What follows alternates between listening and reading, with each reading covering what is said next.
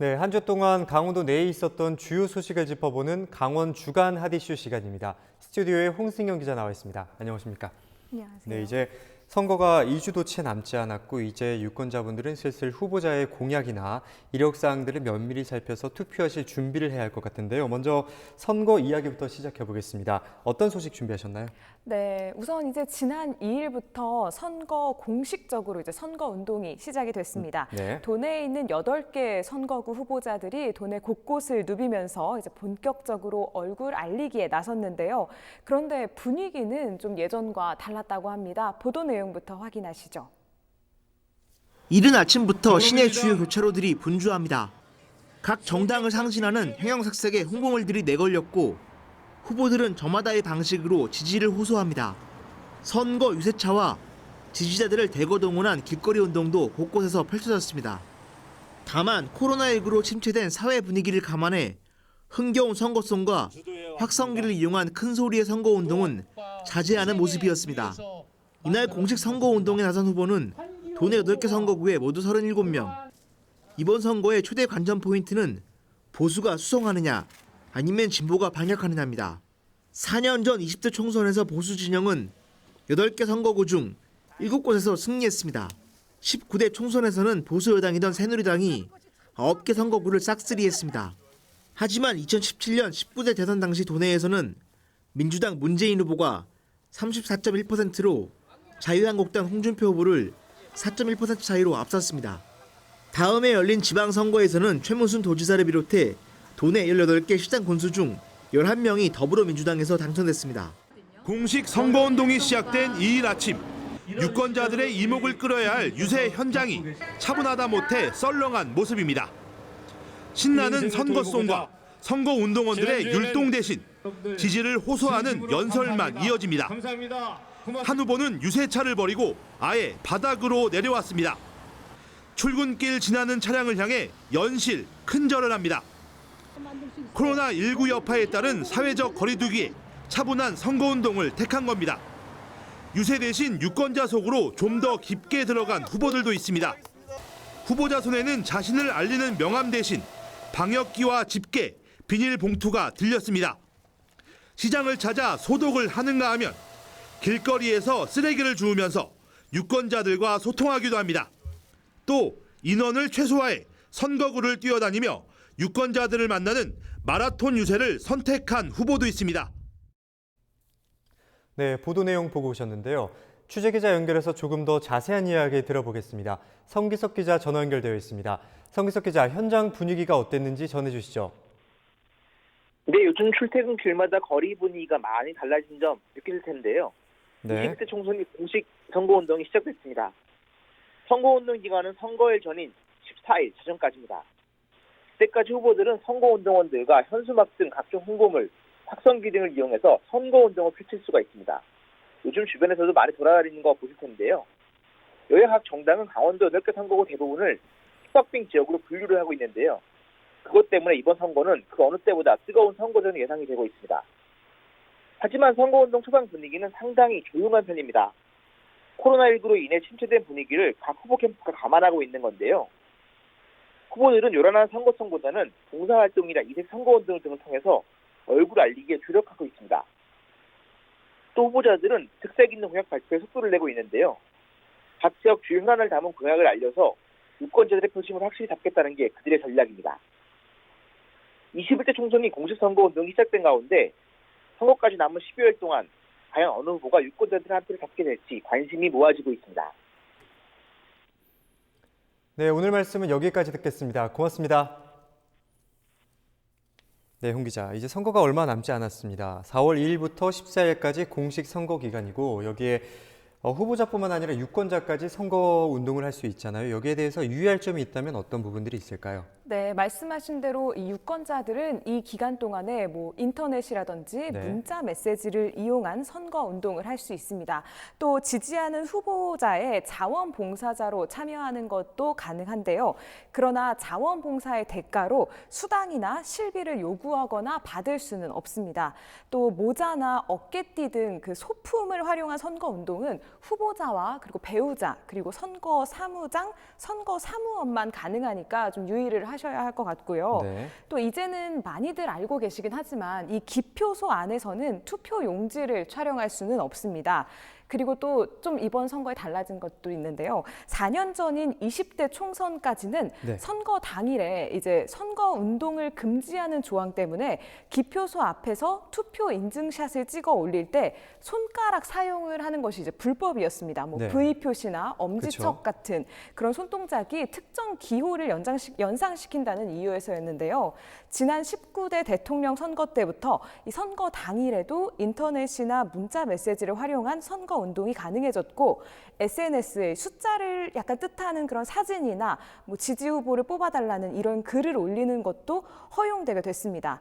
대신에 이제 후보자를 비방하거나 허위 사실이 적시된 글을 SNS로 공유하거나 퍼나르는 경우도 공직선거법 위반 사항에 해당되기 때문에 좀 각별히 주의하셔야겠습니다. 네. 또 특히 좀 주의해야 할 게 선거 중립 의무가 있는 공무원은 SNS 등을 통해서 정치 성향을 드러낼 수가 없습니다. 공무원이 특정 후보나 정당 SNS에 지속적으로 정치 성향이나 지지, 반대 의사를 표명하는 것은 중립 의무 위반 소지가 있기 때문에 좀 네. 주의하셔야겠습니다. 또 하나로 이제 추가를 드리자면 네. 이번 국회의원 선거에서 처음 선거권을 갖는 만 18세 유권자가 있잖아요. 네. 이 선거 운동을 하는 그 시점에 생일이 지나서 만 18세가 되지 않으면은 선거 운동을 할 수 없다는 점 명심하셔야겠습니다. 네, 후보자뿐만 아니라 유권자분들도 투표하실 때 유의사항에 대해서 한 번 더 유념해 주셔야겠고요. 남은 선거 일정에 대해서도 한번 짚어주실까요?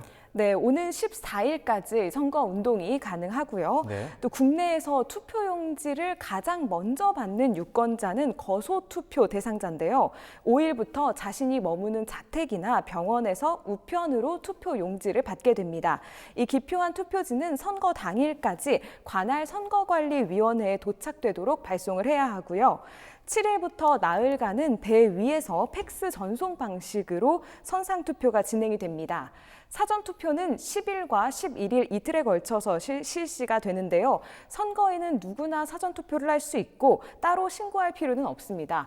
오전 6시부터 오후 6시까지 사전투표 기간 중에 가까운 사전투표소에서 신분증을 제시하고 투표를 하시면 됩니다. 네. 그리고 나서 이제 15일에 드디어 우리 네. 지역을 이끌어갈 새로운 일꾼을 뽑는 얼굴을 뽑게 됩니다. 네, 말씀하신 대로 우리 지역을 이끌어갈 앞으로의 4년을 책임질 사람들이다 보니 꼭 투표를 하셔야 할 것 같은데 이런 선거가 다가오는 와중에 코로나19 확진자가 계속해서 나오다 보니 선거 당일날에 혹시나 투표를 하러 갔다가 감염이 되지 않을까 걱정이 되시는 분들도 많으실 텐데요. 어떻게 대비해야 할지 한번 짚어주실까요? 네, 이 투표소를 방문할 때 유권자들은 반드시 신분증과 함께 마스크를 챙기셔야 합니다. 네. 이 마스크를 써야만 투표소에 이제 출입이 가능하기 때문인데요. 일단 그 입구에서부터 발열 체크를 할 예정입니다. 네. 이때 혹시나도 체온이 이제 37.5도가 넘거나 호흡기 증상이 있다면 다른 이 투표하러 온 유권자들과 겹치지 않도록 이제 별도로 마련되는 임시 기표소에서 이제 투표를 하게 됩니다. 또 투표소에서 유권자 간 그 대기줄이 있잖아요. 이거는 1m 이상 유지하도록 되어 있고요. 네. 기표소 안에서는 비치된 이 손 소독제로 손을 소독한 후에 선관위에서 지급하는 위생 장갑까지 끼고 이제 투표를 해야 됩니다. 네. 네, 이번에는 선거 공약과 관련된 이야기로 한번 넘어가 보겠습니다. 도내에서 가장 치열한 격정지 중에 한 곳인 강릉. 6명의 후보가 등록돼 있는데 어떤 내용이 있습니까? 네, 후보자들 모두 지역 경제 활성화에 주목을 했습니다. 우선 뭐 후보별로 좀 알아보면요. 네. 더불어민주당 김경수 후보는 강릉에 있는 해안 단구를 우리나라 최초의 해양 국가공원으로 만들고 한국 최대 캠퍼스를 유치하겠다고 밝혔습니다. 또 미래통합당 홍윤식 후보는 제2혁신도시를 강릉에 유치해서 공공기관이 들어오도록 하면서 과학산업단지 인프라를 활용해서 최첨단 산업을 발전시키겠다 이렇게 말했고요. 무소속 권성동 후보 역시 제2혁신도시 유치와 수서 강릉 간 고속철도 조기 개통을 핵심 공약으로 발표했습니다. 네. 무소속 최명희 후보는 국제관광 특례시 추진과 함께 비행 안전 고도 제한 해제를 주요 공약으로 내세웠습니다.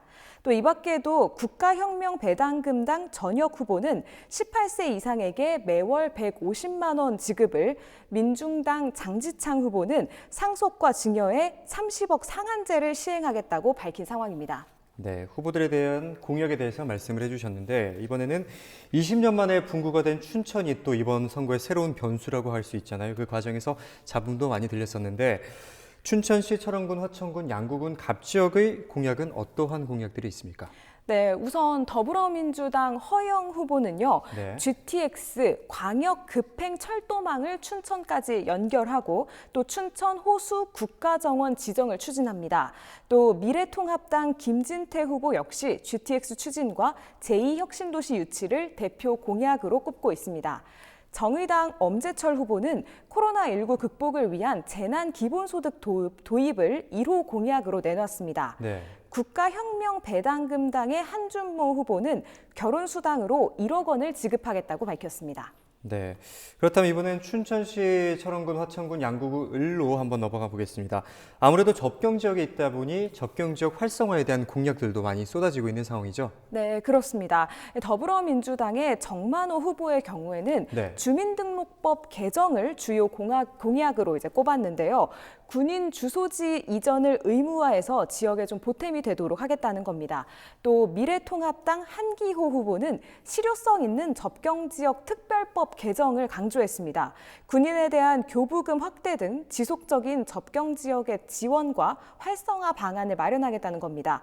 또 국가혁명 배당금당 유우림 후보는 지역민에게 매달 150만 원을 지급할 것을 공약으로 내세웠습니다. 네, 이렇게 후보들이 많은 만큼 면밀히 공약을 살펴봐야 할 것 같은데 다음은 원주 갑과 을로 한번 넘어가 보겠습니다. 구도시와 신도시가 있는 곳인 만큼 이곳들의 공약에 대해서도 한번 짚어주실까요? 네, 또 원주시 갑의 기업도시, 을의 혁신도시가 있다 보니까 관련 공약들이 잇따라서 나오고 있는데요. 네. 우선 기업도시가 있는 원주 갑 더불어민주당 이광재 후보는 디지털 헬스케어 선도사업 유치를 대표 공약으로 내걸었습니다. 미래통합당 박정아 후보는 규제 프리존 특별법을 제정하겠다고 밝혔고요. 무소속 권성중 후보는 고등학교 과밀화 문제 해소를 약속했습니다.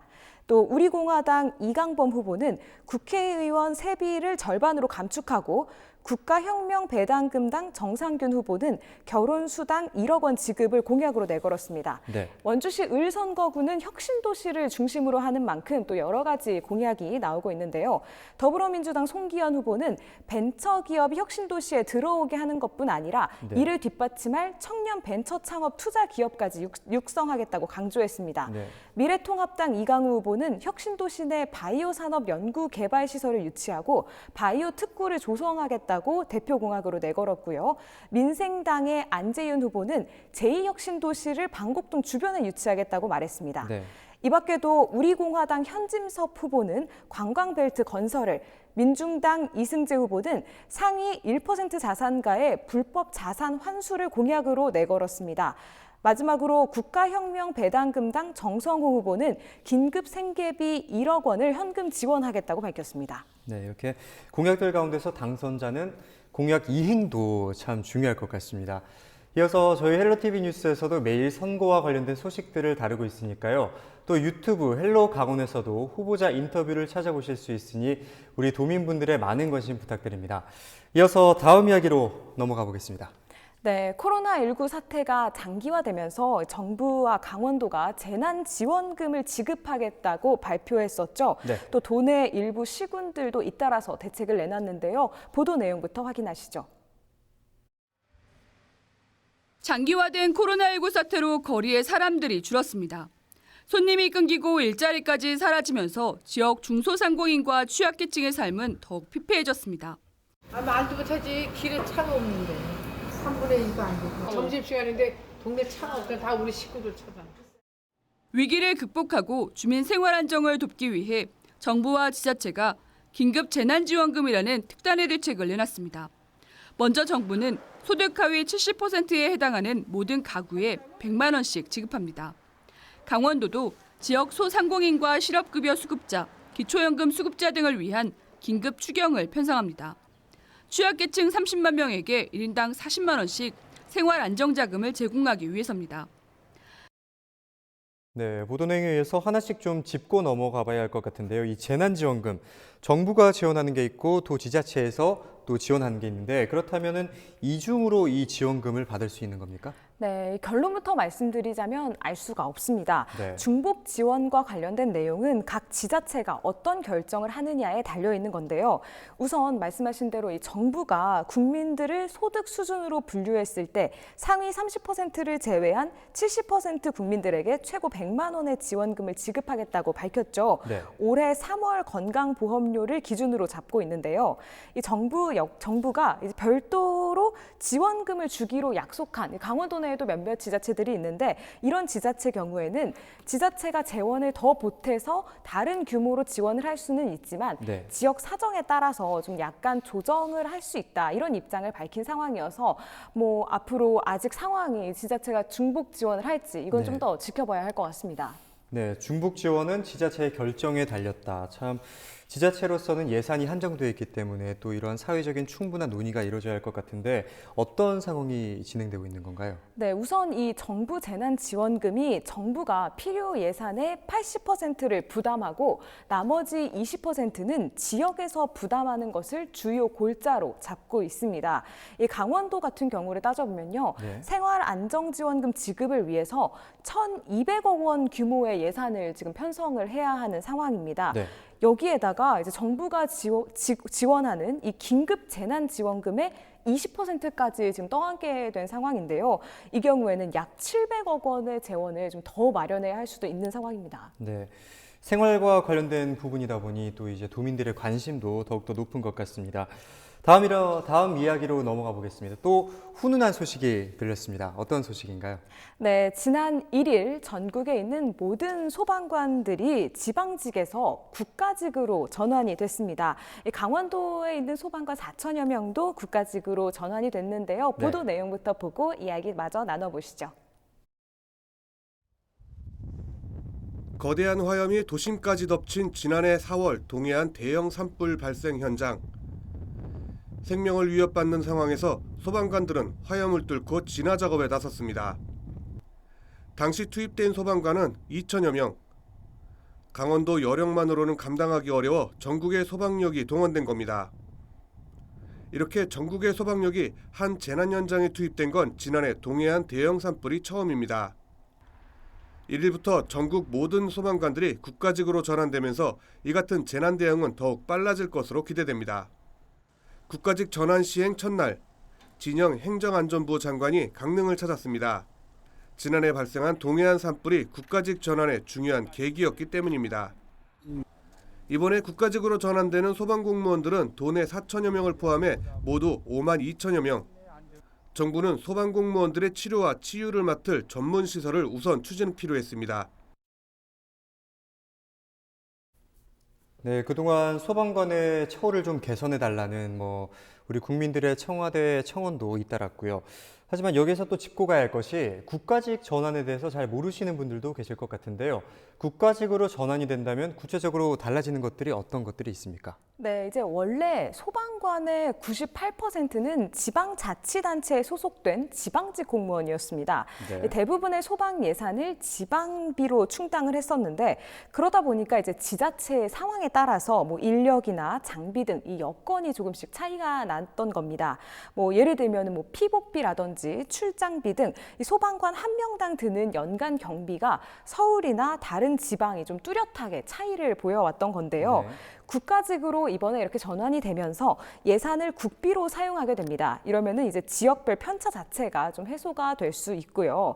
장비를 구입하는 등 지역별로 좀 중복 투자하는 그 비용 낭비도 좀 줄일 수가 네. 있고 고가의 헬기 등을 좀 효율적으로 나눠서 이용할 수 있는 방안도 마련할 수 있게 되는 겁니다. 네. 또 무엇보다 중요한 것이 기존의 각 시군에 있는 시와 도지사가 가지고 있던 지휘권이 소방청장에게 일원화가 증가가 됩니다.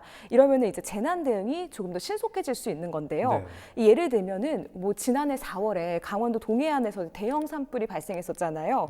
당시에 투입된 소방관만 2천여 명입니다. 전국의 소방력이 동원됐었는데 소방청장의 일관된 지휘를 받으면은 앞으로는 조금 더 신속해질 예정입니다. 네, 우리 시민들의 안전과 직결된 사안인 만큼 우리가 관심을 가져야 하는 건 문제인 것 같습니다. 한층 더 빠르고 신속한 소방 체계가 기대되는데요. 오늘 말씀은 여기까지 듣도록 하겠습니다. 이번 주도 홍승현 기자와 함께 도내 주요 소식들을 짚어봤습니다. 고맙습니다.